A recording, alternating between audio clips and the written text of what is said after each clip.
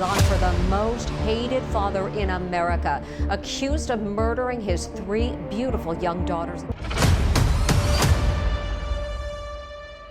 The murder case continues to evade authorities a week after his young daughters were last seen. 3 little girls, gone in one night. A father once trusted, now the prime suspect in a chilling triple homicide. This isn't a crime drama. This is real. And it's left a community shattered and questioning everything about how the system failed. The Decker sisters were supposed to return home after a routine custodial visit, but instead of hugs and bedtime stories, they were found dead in the back of a car, and their father, he vanished. If you believe children deserve better protection, stay with us. Like, share, and subscribe, because this story must be told and justice must be demanded. A weekend visit turns into a nightmare. It was supposed to be a standard custodial exchange. The Decker sisters, 7-year-old Malia, 6-year-old Ariana, and 5-year-old Kaylee, were spending the weekend with their father, Gary Decker. There were no immediate red flags. Gary wasn't on any watch list, and he had joint custody approved by the court. But by Monday morning, panic set in. The girls had not been returned. Their mother, devastated and terrified, reported them missing. Hours later, a gruesome discovery rocked the town of Northport, Florida. All 3 girls were found dead in a vehicle, their lifeless bodies left inside a car parked at a local lot. Their father was gone. No note, no explanation, just death and silence. How does something like this happen in plain sight? Why wasn't there a warning, a system of protection? And most importantly, where is Gary Decker now? The man behind the monster. Gary Decker was known in his community as a quiet man, calm, polite, and involved in his daughters' lives. To some, he was the image of a devoted father, but that was only half the truth. In the months leading up to the tragedy, there were documented tensions between Gary and his ex-wife. Custody disputes, angry texts, and allegations of controlling behavior were all present in court filings. But here's the controversial part. None of it was taken seriously. Despite warnings from the girl's mother and even a family therapist, the court system continued to allow unsupervised visits. Why? Because the bar for restricting a father's access is often absurdly high, even when signs of emotional instability are clear. Now those red flags are body bags. Gary's Facebook page, now scrubbed, once painted the picture of a doting dad. But friends have come forward saying he recently grew detached, paranoid, and obsessed with getting even. Still, no one expected this, not even the people who feared him most. A system built to fail. Let's be honest, this isn't just about one father's rage. This is about a system that repeatedly puts children in harm's way under the illusion of shared parenting. The courts are under immense pressure to keep fathers involved, even when danger signs are flashing red.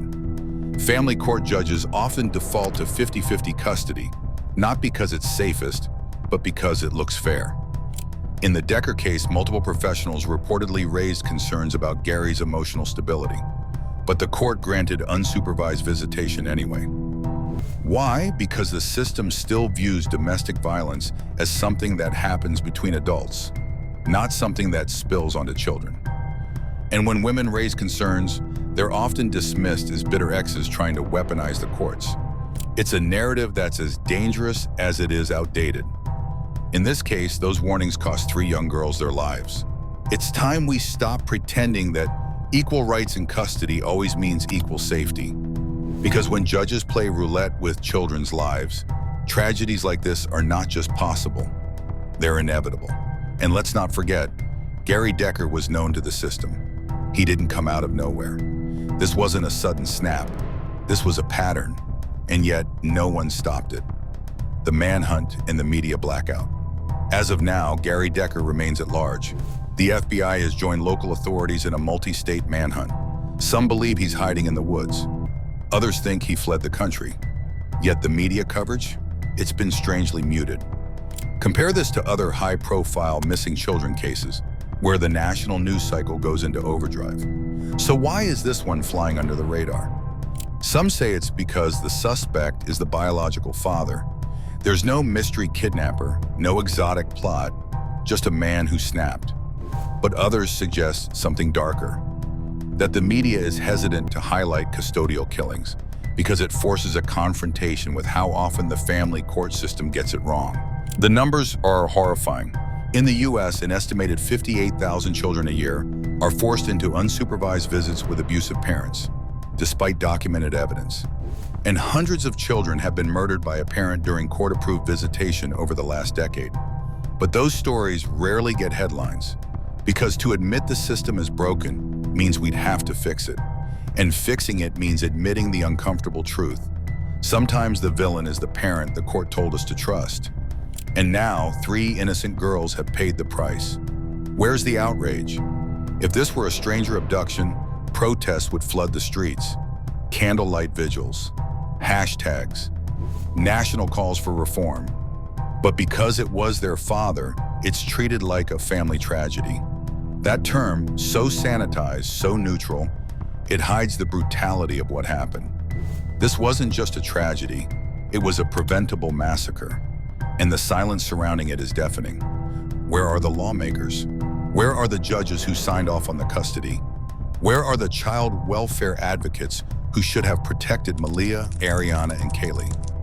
Gone, just like them.